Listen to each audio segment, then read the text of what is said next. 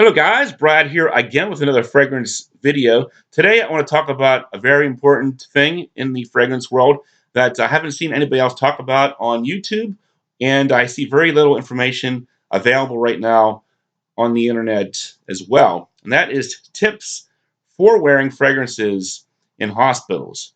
Now when I say hospitals, this can apply to clinics, eye doctors, dentist office, any type of healthcare setting. And myself, I've been an x-ray tech at my local hospital for over 15 years. And during that time, I've worn hundreds of fragrances of all types. And I think that I can shed some light on this subject.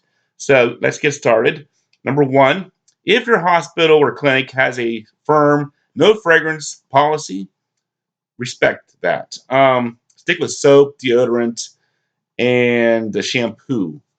Don't try to push the envelope by wearing a fragrance even though you're not supposed to. Be respectful of the policy. If you don't like it, go somewhere else. Fortunately, my hospital doesn't have a firm policy like that. They do in the guidelines recommend that you don't wear strong fragrances to work. So do your best not to, overdo it. Number two, apply at home. Sometimes at work in the past, I've worn a fragrance. I've put it on in the bathroom or in the changing area, and for the first couple of minutes, it's like the whole department could smell me, and it got to be kind of obnoxious. So it's always better put the fragrance on before you leave the house.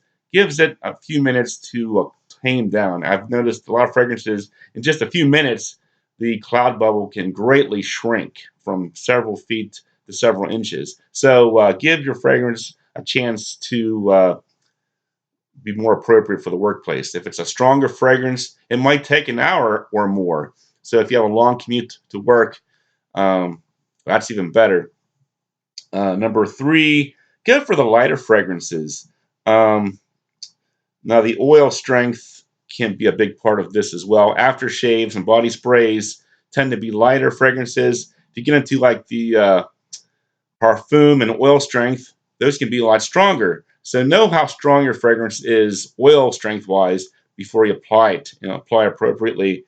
And as far as types of fragrances for work, I would say stick mostly with soapy, citrusy, like florals, aquatics. Those are all great options for the workplace. Things like patchouli, civet, leather, tobacco, oud. For a hospital setting, those can be a bit much. So be careful, maybe avoid those altogether, or go very light if you do choose to wear something along those lines. Number four, don't overspray. I would say 3 to 6 sprays is probably good for a workplace.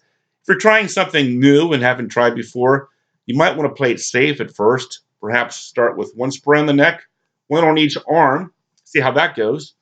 If that seems too light, the next time you can try 2 sprays on the neck, 1 on each arm. I would probably say if you're doing more than 3 sprays on the neck and 2 on each arm, you're probably putting on too much. So another thing is if the fragrance you like to wear is in a huge bottle with a large sprayer and it's hard to control your sprays, get yourself some of these little decant sprayers. You can spray into the decant, put the lid on. Now you get yourself a nice little spritzer that makes it a lot easier to control your spray. Number five, ignore seasonal lists. You'll have reviewers telling you, oh, for winter, you should wear Angel Man or Leather Oud. That doesn't really apply in a hospital setting. Remember, hospitals and clinics have a controlled environment, so the weather out inside doesn't really change much year-round. When you go outside, yes, it changes, but inside it's pretty consistent. Number six, avoid daring scents. Stick mostly with designers. Today's modern designers are usually a lot more watered down and lighter than their older vintage counterparts. If you're wearing something like an independent scent or a niche fragrance, it's probably going to be more likely to be daring. So be careful about those scents. Some of those can be great, but also they can be stronger as well. So be careful with the more daring scents. And finally, pay attention to feedback. if your coworkers are sneezing, coughing, getting water in your eyes, or worse yet, saying, "Hey, Brad, don't wear that again," please pay attention to that and stop wearing what it was you're wearing, or at least cut back on the sprays. Now, if you just bought a $200 bottle of fragrance, that could be hard to do.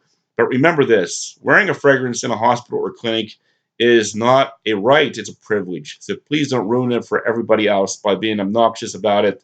Don't be that cologne guy at work in a hospital setting. So those are my thoughts. And I thank you so much for watching. Comment down below what you thought, and I'll see you guys later.